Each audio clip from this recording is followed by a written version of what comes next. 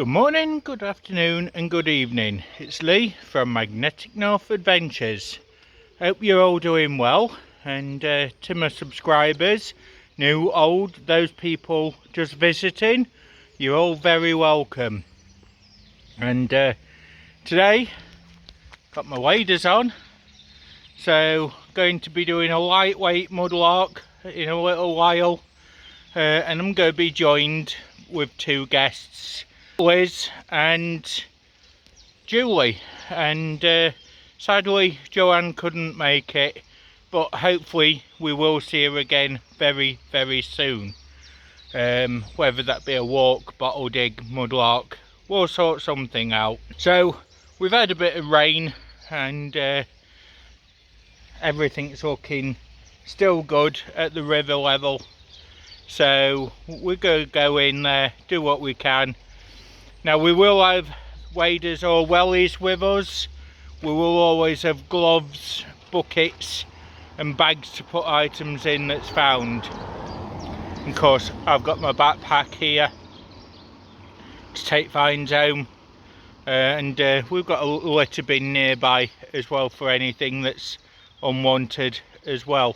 So today's channel shout out is going to Dutch Magnet Adventures. Please go like, subscribe and comment. They will always appreciate more followers, more subscriptions. And they're a Dutch magnet fishing team over in the Netherlands, and they do a very good job at what they do. Anybody that is interested in magnet fishing, head over to kratosmagnetics.com and check out their website. They are on YouTube, Facebook as well, and I believe Instagram. But over there you can get 12% off magnets by putting in DMA12. That's the Dutch Magnet Adventures discount code. We all support each other. They are very good, strong, powerful magnets, and there is always going to be import fees and postage from the United States of America. I've been with Kratos Magnetics for over 2 years, and I'm very proud to use their equipment. It lasts a long time, it does the job, and it makes them waters that much cleaner. So this is the stream, river, and there's broken bits in there that I can see. Goes down there as well. Now the land at the side, which I'm currently stood on, you can see there's broken pottery everywhere, and that's all come downhill. Now all this was tips from 1950 all the way back to 1880, so you just never know what's going to turn up. So the river comes all the way round. There's still land that side which was known as former tips, and you can see bits of glass bottle there, lots of pottery, building materials, bricks, lots of stuff. So the history of this particular area is it was known to be old clay brick pits, and those particular pits went from 1870 through to 1900, and then there was a colliery in the area as well. So I've just come across this discarded near the gardens. It's a fire burning smoker, trees on the back. So yes, I'll be rescuing that. That will go home with me, reuse that. So Julie's just picked up a pop can. We've got Liz down here and obviously myself. Liz has just found a nice blue marble, which is one of those sort. Probably pre-1940 looking at it. Pretty cool. Good start. So, been very productive so far. All this has come out. I'll show you that in a bit. More glass. There's just there. Few of us have had some of these red marbles. I don't know the age of those. If you know, let me know in the comments. Oh, just there, just there. Under the rock. That's jewellery. Yep, there we go. Beautiful thing.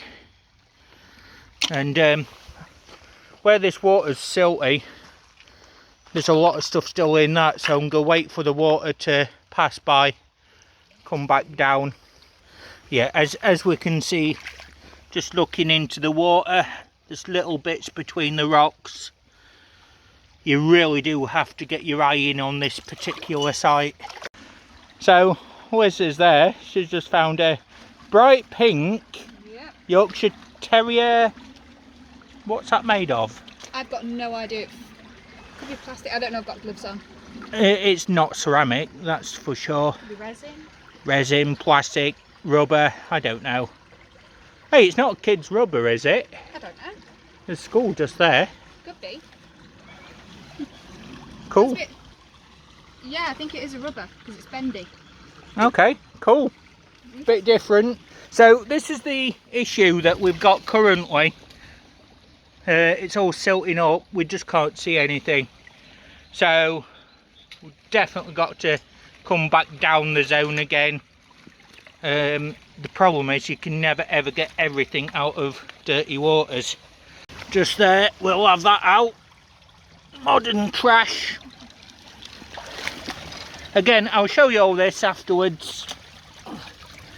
Oh no! Fragment of a Burgess pot lid. I hope that's not the other bit of it. I really hope it is. You glue that together. There's two bits there, so let's have a look. Well, I can see most of it. That is such a heartbreaker.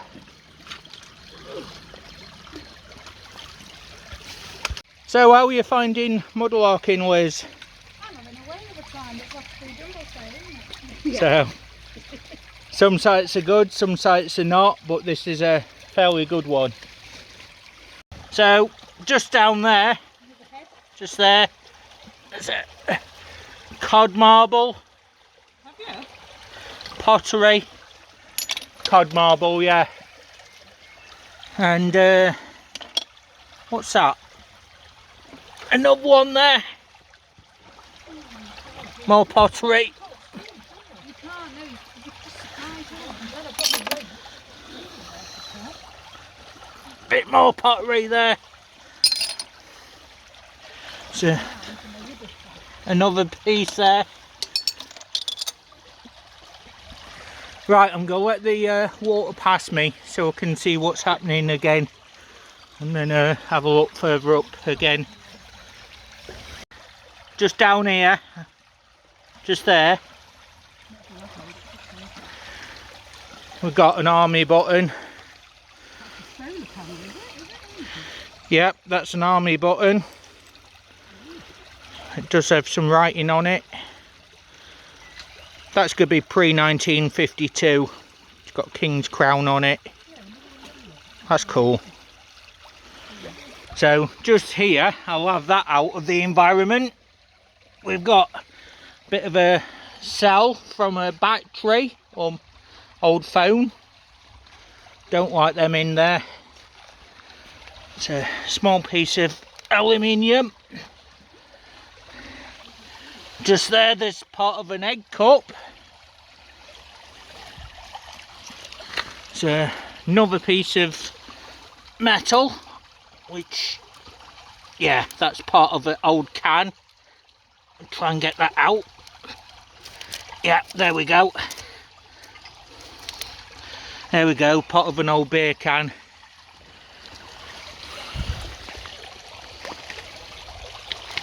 I'll have to come back another day and dig that weight out of there. It's just too big and heavy to get at the moment. There's a bottle just here in the deeper water. Whoa, whoa, that's deep. Fast flowing waters. What we got? Maidstone Distilleries. So, whoa, sugar. So slippery and dangerous, folks. Got to be aware of that at all times. And this is why I'm mudlarking with other people, in case there's an accident or anything. Let's have a look at this bottle. Yeah, that's quite an early one. That's going to be Victorian. Well, I'm having a moment.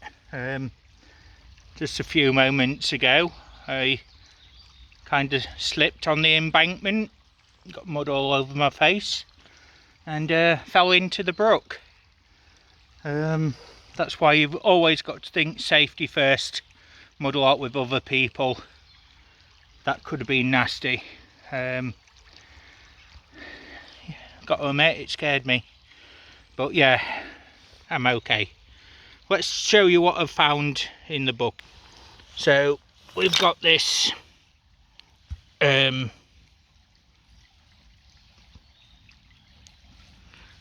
Sean Wood and Co.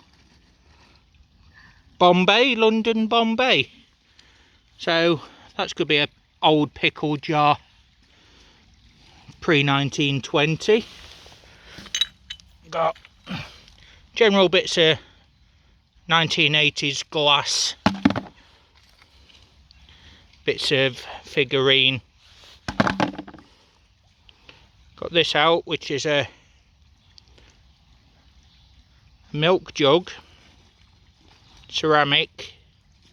It has got a maker's mark, but I'll see if somebody else wants that one.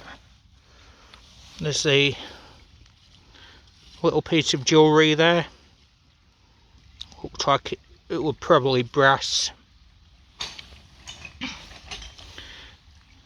There's a jar there. It's got melted glass on it, so that's obviously been in a furnace. Cream jar. Found this, which is a saucepan lid in stone, but it's so badly heat distorted. Yeah, I really love that. So yeah, I'll keep hold of that one. A bottle stopper, 1925 Groove and Whitnell. There's a donkey there.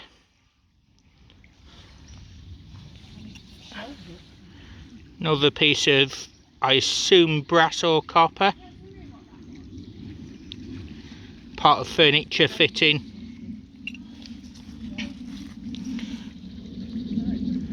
A gentleman with a cup. That's pretty cool. General litter. More pottery fragments. More glass. Oh. It's a shame about that. It's got a hole in. Seaside pottery. City of London. Got a helping hand here, which is part of a statue. Pretty cool. Another piece of iron. Piece that I've missed whilst magnet fishing. White pottery. Old 1880s, 1900 sauce bottle top. A coat hanger or hat hanger. Pretty cool. Again, more bits of pottery. Red marble. More nice pottery there. A cat's eye marble. Probably 1940s, 50s on that sort of thing. Piece of copper with iron around. I assume it's part of a tent eyelet. Unknown date, but still it's salvage, and copper goes into making things. Got this metal fitting here, again copper or brass. Don't know what it is. It's interesting. Another fragment of ceramic for the dustbin. Part of a Victorian toilet chain pull. There. There's a belt buckle.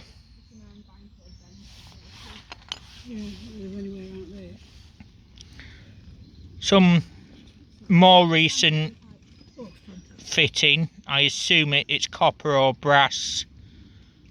I don't know what it's from. There is part of a copper chain, so that's interesting. Clay pipe bowl there. Plain one, 1880s. It's a bit of a torch there. That's where the bulb screwed in.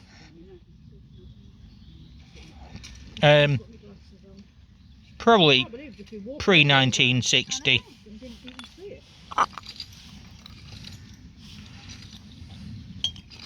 So glass cod marble there.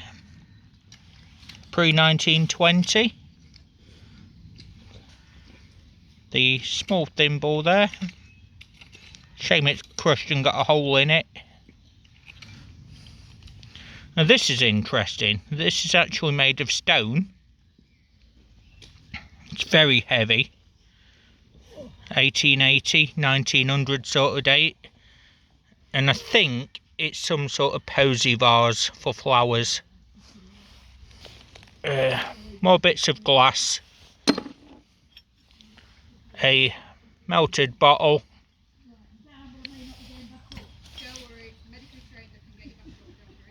More pottery pieces. A small figurine head there. Broken clay pipe. Part of a Grolsch bottle top with the seal on it. Yeah, just there.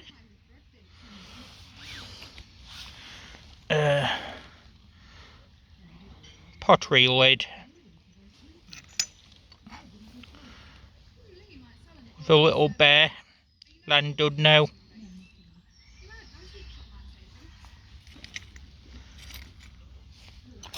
More broken glass jars.